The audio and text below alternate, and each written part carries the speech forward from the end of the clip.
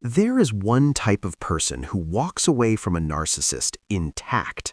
Not just alive, not just functioning, but actually transformed, clearer, stronger, and more themselves than they were before the relationship ever began. And the moment I tell you who that person is, you're going to feel something shift inside your chest, because it is not the person everyone assumes it is. It is not the confident one. It is not the one with the best boundaries or the highest self-esteem or the sharpest tongue. The person who survives a narcissist is the person who was never supposed to survive at all. And there is a very specific reason for that, one that reaches all the way back to the first years of your life, to rooms you barely remember, to feelings you were never given the language to describe. So before we go any further, I need you to ask yourself something honest. Not surface-level honest, deeply honest. When you are in a conflict with someone you love, what is your first instinct? Do you get angry? Do you shut down? Or do you immediately start trying to fix it, searching for what you did wrong, softening your voice, finding a way to make the tension disappear? If your answer is the last one, then you already know somewhere inside you that this video is going to touch something real. Stay with me. Here is what nobody tells you about narcissists. They do not choose randomly. They are not walking through life picking victims at a lottery. They are scanning constantly. And what they are scanning for is not weakness in the way most people imagine it. They are not looking for someone who is obviously broken or visibly fragile. They are looking for something far more specific. They are looking for a nervous system that was trained long before it ever met them to absorb chaos without collapsing. They are looking for a person who learned at a very early age that love and suffering arrive together. Because that person will stay. That person will try harder. That person will find a reason to believe in the narcissist long after every reasonable piece of evidence says to walk away. That person is often you. And I want you to understand something that is both painful and profoundly important. The fact that you stayed is not a character flaw. It is not stupidity. It is not weakness. It is the logical outcome of a survival program that was installed in you during childhood, a program that served you then, even if it is destroying you now. Think about where that program came from. Think about the home you grew up in, not the version of it you present to the world, the cleaned-up, summarized version you tell at dinner parties, the real version, the one that happens at night, in the kitchen, in the car, in the space between what was said and what was meant. Was there a parent whose mood filled every room before they even walked into it? Was there someone whose approval you needed so desperately that you learned to read the smallest shifts in their face, a tightening around the eyes, a certain quietness, a tone that meant danger was coming? Did you learn to make yourself smaller, funnier, more helpful, more invisible, whatever the moment required, just to keep the temperature in the room from rising? If any of that is true, then you did not grow up in a home. You could not meet your own needs. Your only option was to stay attached no matter what. And so your brain wired attachment itself to anxiety.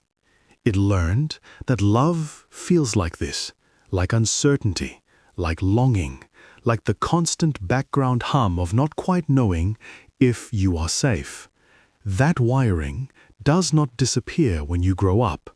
It travels with you into every relationship you ever have. And when the narcissist arrived and the relationship began to feel exactly like that ancient familiar pattern of anxious attachment, your nervous system did not sound an alarm. It said quietly, dangerously, I know this. This is love. This is home. That is why the people around you could not understand why you stayed. They would say things like, just leave, or you deserve better, or I don't understand what you see in them. And you wanted to explain it, but you could not find the words because the pull was not logical. It was biological. It was older than logic. It lived in the body, not the mind.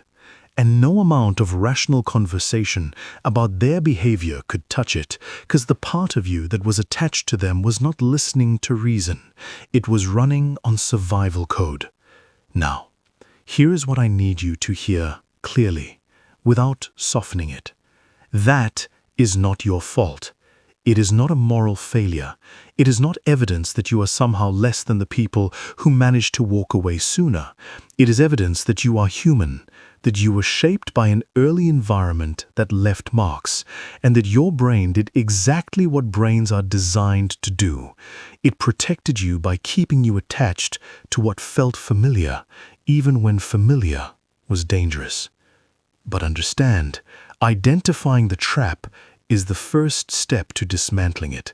Because once you can see the mechanism clearly, once you can look at the pull you feel and name it as chemistry, as conditioning, as biology rather than destiny, it begins to lose some of its power over you.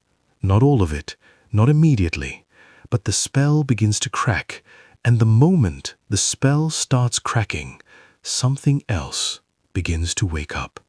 There is a moment that every survivor knows. They will apologize in the specific language of your deepest complaints, hitting every point with surgical accuracy because they were always listening.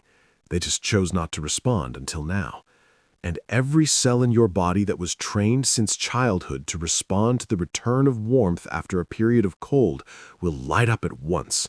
The dopamine will surge. The old hope will flicker. Some part of you will whisper, maybe this time is different. Maybe the suffering finally taught them something it did not. This is not growth. This is strategy.